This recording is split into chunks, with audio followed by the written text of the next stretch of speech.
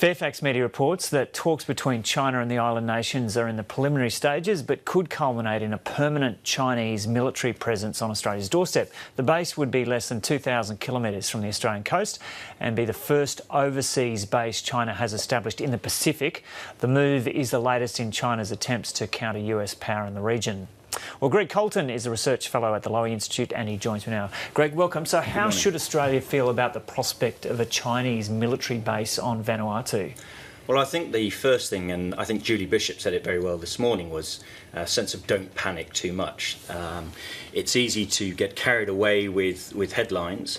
I think it's more likely to be a dual-use facility, and that's I think what is the concern at the moment, is that by funding port infrastructure the way it is proposed in the and has been reported, is that could then in the future be used for the People's Liberation Army Navy to base itself out of. So what Chinese interest has there already been in Vanuatu, the funding that's gone towards that country? So between about 2006 and 2016, around $243 million worth of Chinese aid has gone to Vanuatu. Only about $60 million of that is through grants, so the rest are through concessional loans, around about 76%. That gives China a significant amount of economic leverage.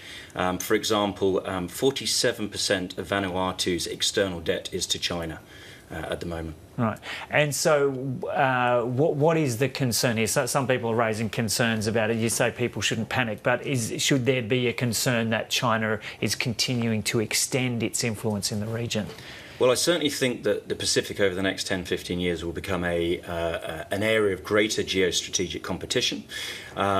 It's how China decides to exercise its ambitions in the region. And one of the things we can look at is the Indian Ocean, the way it's done that in Maldives, in Sri Lanka. There is a much greater Chinese presence there and military presence there.